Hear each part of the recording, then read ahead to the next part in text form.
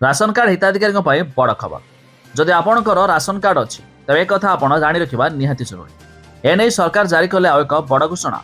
जदि आपण भी राशन कार्ड में मागणा राशन सामग्री लाभ उठाउछंती, आसंतु संपूर्ण अपडेट जानिबा ता पूर्व वीडियो को लाइक करंतु, सब्सक्राइब करना थिले एबे सब्सक्राइब करी पाखर थिवा घंटी चिन्ह को दबाई दियंतु। देखंतु राशन कार्ड हिताधिकारी ई-केवाईसी अपडेट करिवार अवधि जनवरी 31 जाए पढ़िला।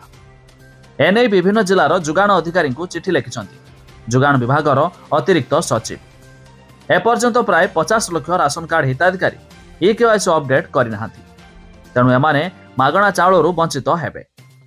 तेबे गणमाध्यम एभली खबर प्रकाश पाइबा परे जुगाण विभाग पक्षरु एक उच्चस्तरीय बैठक डाकी समीक्षा कराइछि। तेबे समीक्षा परे ई-केवाईसी अवधि वृद्धि पाई निष्पत्ति होइछि।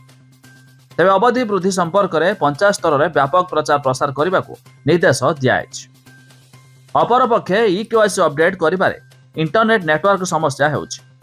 हेले विभाग पक्षरु जणे भी योग्य हिताधिकारी जेमिति मागणा चाउल पाइबारु वंचित न हुअंती सेथिपाई सब प्रकार प्रयास करने को कुहाଯାଇଛି। तेबे कौनसी हिताधिकारी राशन पाई जाई न पारिले नमिन को पठाई पारिबे बोली विभागीय चिठी रे कुहाଯାଇଛି। तेबे नमिन राशन संग्रह करने को गले प्रकृत हिताधिकारी मोबाइल को एक ओटीपी जीव और सही ओटीपी दे नमिन जनक प्रकृत हिताधिकारी राशन उठाई पारिबे बोली कुहाଯାଇଛି।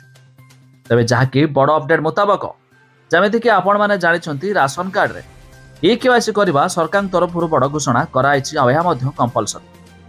तेबे जो माने राशन कार्ड रे ई-केवाईसी करनथिबे सेमानक पई जनवरी 31 तारिख रहिछि शेष तारिख, जहाँकि एही पीरियड मध्य रे आपण को राशन कार्ड रे ई-केवाईसी करबा रहिछि कंपलसरी। आ जो माने न करिवे सेमानकर नाम राशन कार्ड रो बातिल हेबो, अर्थात सेमाने मागणा राशन पाइबारु वंचित हेबे।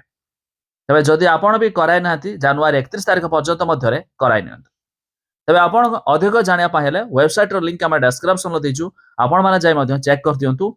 ता छडा केउ जिल्लारो वीडियो देखुचंती ता भी कमेंट करी जणाई दियंतु।